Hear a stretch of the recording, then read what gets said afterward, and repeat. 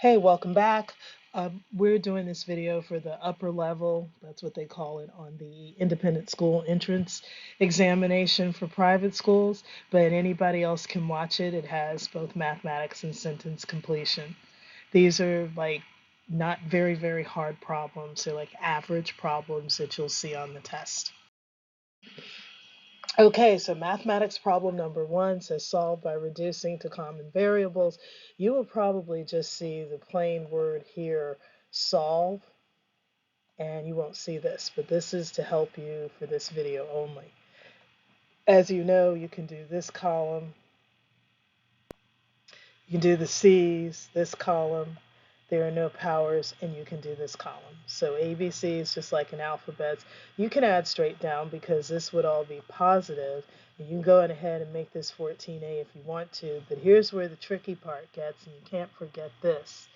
You can do from the bottom, although I would recommend that you start here at 3B and then go down, but it's easy. Okay, so this is what you do. The sign is positive on this side. You only have one negative sign. Actually, I'm sorry, you have two negative signs. Let me erase that. Two negative signs only, but the outside sign on these is positive. So when I talk, I'm talking about here. This is positive, this is positive, this is positive. So you can add straight down. Now here, I just did the first two equations. And I went ahead and got 6A. And if you go straight across, you have 3B. And remember, this is 1B because 1 times B is B. So always remember that. That's 2B. And then this here, remember, this is positive 5 minus 3, so that's 3C. So now you have a new equation here. And if you go over to the next side, you're going to add that equation. This is your new equation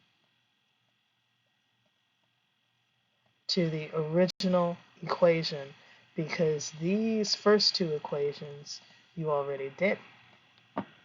So then you have 6A plus 2B plus 3C equals 8A plus B plus 3C, and then you have 14A plus 3B plus 6C.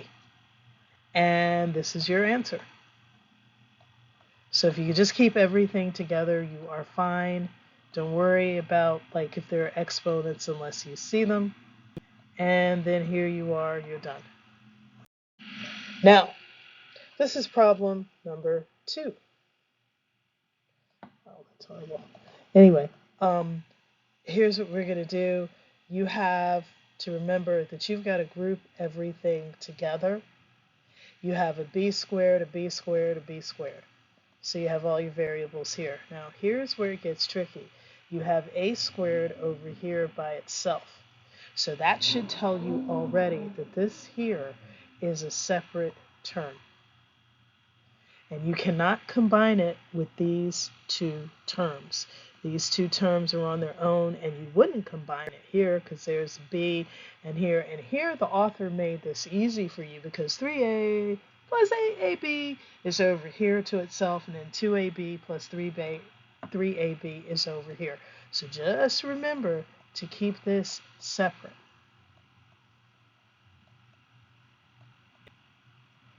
Now, we're going to go on ahead and move on to step 2.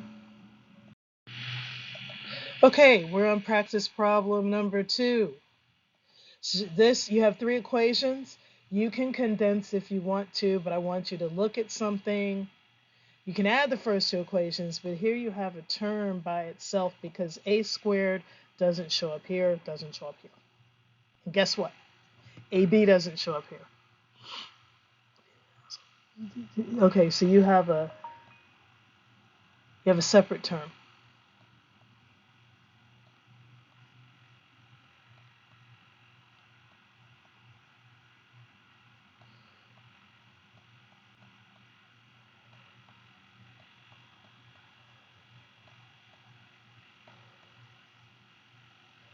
Okay, so now when we get ready to go over here, we're going to do the first 2 equations. And we're going to leave this one alone for now. So now we're going to have a squared plus b squared, I'm sorry, plus negative b squared, or you could just say minus b squared. And as you know, this is, if you think about it, is 1b squared, but it's minus here, positive here, so it cancels out, that's 0. Your a squared gets brought down. Your 3ab plus 8ab is 11ab. Now, if you don't want to add across, okay, that's okay. If you don't want to add across here, remember that as you pull this down, it's going to come out the same anyway. But whatever steps are easier for you. So if you went a squared plus 3ab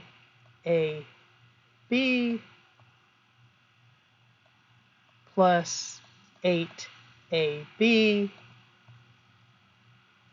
you're going to get a squared plus 11ab anyway, because when you add this, 3 plus 8 is 11, and this is AB is the term. So you get a squared plus 11AB. Okay, now your next term, we've already taken care of this part of the equation. So now we add 2AB plus 3B squared plus 3AB, and when we add, we're going down as we can. 3b comes straight down because other than this positive 3b squared, this is all we see here. Now, a squared has to go somewhere on its own into itself. And this is 3 and this is 5ab plus 11ab. And then when you add 11 plus 5, you get 16.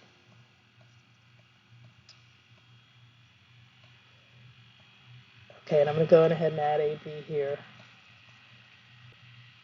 And this is why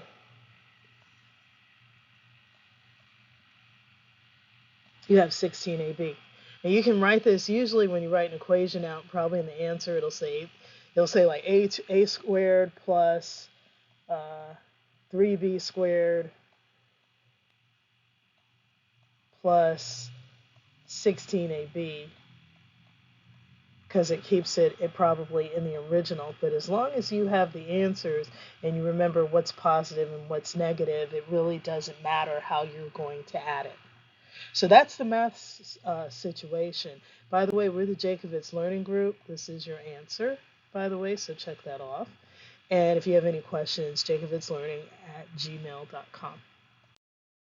Okay, for sentence completion, we can start here. The Blitzkrieg was a series of campaigns targeted in specific countries.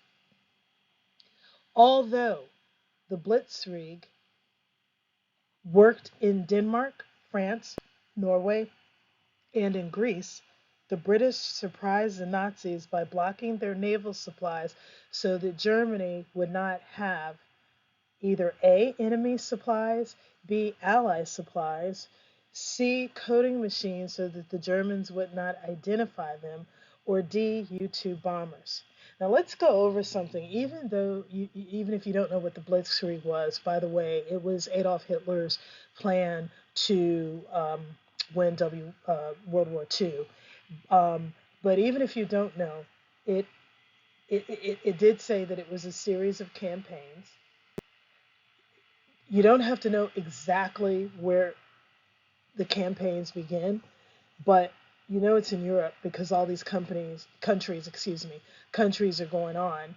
And, Greece is kind of in the middle Mediterranean, but kind of they were trying to block off, the Nazis were, and even the British and America at one time wanted to go against the Nazis. So we have a big clue here, though. It says naval supplies, and it says blocking. So once you see Navy, okay, and that's kind of how we got this color. Maybe I should write it in Navy. But that's kind of how we got this color, Navy, because it meant the Marines, the boats, people going out to protect us. That's who the Navy was. Okay, so they were the naval supply, so that Germany would not have enemy supplies. Well, of course not. But uh, do we want the Nazis to have enemy supplies? Because enemies would be us. So, you know, of course, this isn't the answer. I put the wrong end on check mark here. Okay, and so that's not the answer. Okay, sorry about that. Okay, Allied supplies is a possibility. Coding machines so the Germans would not identify them, that's possible. You have U-2 bombers. U-2 bombers went in the air, so it is a possibility, but guess what?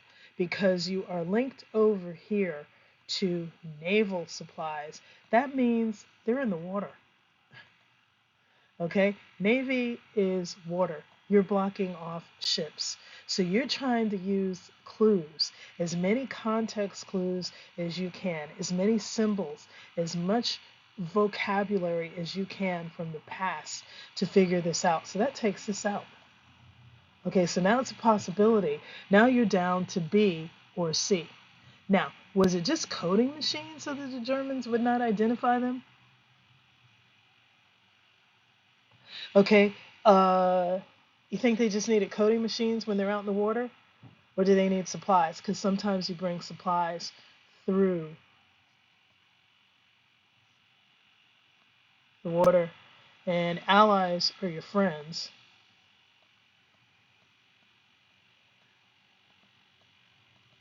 And we won't get into who Germany's friends were.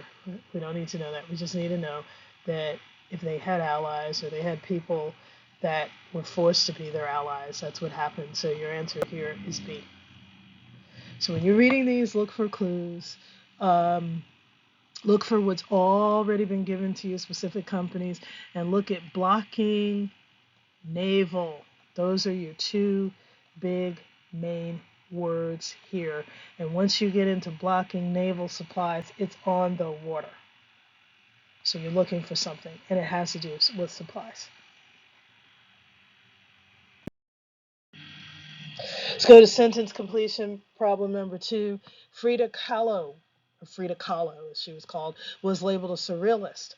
Although most of her artwork was made of self-portraits, she added elements of her own life and its sadness.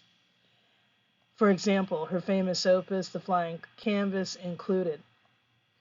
If you don't know what this word means before you get ready to attack it, it means something from your words.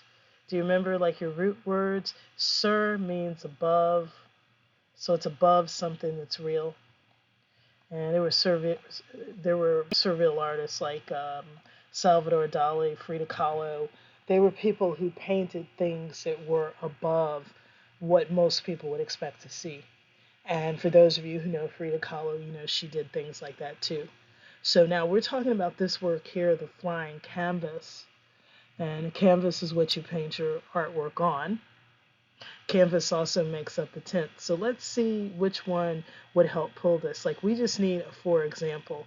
So there's not a contrary situation here. There's just a straight example that we're looking for of something that would be on her canvas. So she was wearing a white dress signifying innocence, maybe. Traveling through the air representing her injuries, maybe. Included Frida Kahlo with Diego Rivera flying around her, maybe. And a simple self-portrait of Frida Kahlo with her hair in a bun. Those were called self-portraits. So go ahead and take D out. Now let's take these together. Frida Kahlo wearing a white dress signifying innocence would just be a simple self-portrait. So this is something that we want to tie back to uh, these words here, her own life and its sadness. So we want to get into what would make Frida Kahlo sad. Okay. Although she and Diego argued a lot and this and that, we want to talk about its sadness and the flying canvas was really about her